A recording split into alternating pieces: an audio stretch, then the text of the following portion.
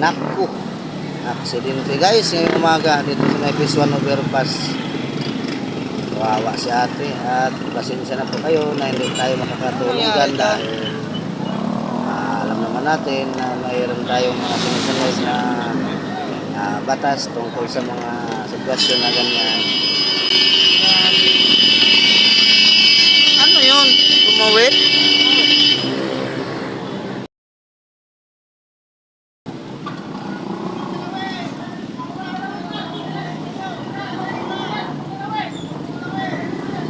Nasaan yung school ng Kairos? Kiris. Pasok kayo doon, sir. Kaliwa. Ay, kanan. Unahan sa simbahan. Pre, wag mo nang galawin!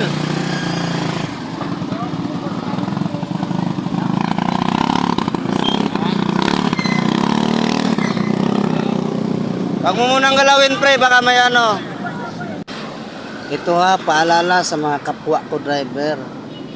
Dapat talaga tayong mga driver, lagi tayong naka-advance mag-isip. Kung may makita tayong mga kanto, mga cross intersection o kaya mga pedestrian line, magdahan-dahan na tayo mga para iwas disgrasya. Kasi hindi natin alam na baka mayroong biglang lumabas dyan na mga kamote, na mga kapwa natin mga driver o yung mga kamote din na mga naglalakad.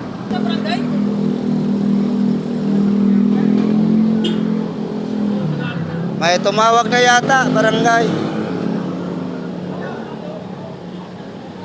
Nabitaw na nga. Ang intersection, kung driver ka, Oo. di ba na yun mo na hero, ikaw may madisgrasya. May baka, ikaw may madisgrasya. Basta cross, basta Basta yung intersection. Anong tawag nito? Pedestrian pa. Pedestrian. Kailangan magdahan-dahan talaga. Oo. Intersection mo na. Ayan na yun. Basta mga pedestrian line, kailangan talaga naka-advance na lagi yung pag-iisip natin mga driver. I-upload mo na. Ito pa. Butang yung Ay, ba't tinayo? Kusang tumayo. Kusang tumayo siya. Hindi po siya pinatayo ng driver nung single. Kusang tumayo po si ate, mga driver.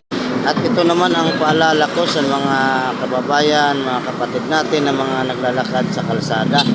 Huwag nyo namang ituring na nasa loob kayo ng inyong tahanan naglakad-lakad mga kababayan. Pag nasa kalsada tayo, maglingon-lingon naman tayo sa kaliwat kanan, likuran, o harapan. Lalo na pagka tumawid tayo ng mga malaking kalsada, maglingon-lingon muna tayo bago tayo tumawid para hindi tayo makakadamay ng mga kababayan natin na mga naghanap buhay sa inyong kagagawan. Tutuloy ko muna yung video mga kaibigan. Medyo matagal yung ambulance. Masyadong mahaba ng video natin. Ito na mga kababayan. May mabuti at may napadaang mga pulis dito. At baka sila na yung mag-rescue ni ate at magdala doon sa ospital. Hindi. Hindi yan. Public yan. Oo, yung mukha. Oo. Pagka i-upload mo na. basta di ka lang mangialam. Tandaan nyo, pagka nasa... Oo, huwag ka lang mangialam doon sa operasyon nila, o ano mang ginagawa nila. Katulad nito, Pogi. Ay, asa na yung ano mo, sir? Yung ba't parang hindi nakikita sa pagbablog mo? Wala na yung cellphone ko eh. Kaya ano naman ako ng budget. Kayaan mo. Tutuloy ko yan pagdating ng panahon. Kinapost daw ng budget, guys, tapos nawala yung ano, yung cellphone niya. Babalik ako dyan. Muli daw siyang magbabalik sa tamang panahon. Eto na guys, yung mga pulis. Hanggang dito na lang mga idol. Okay naman na si ate.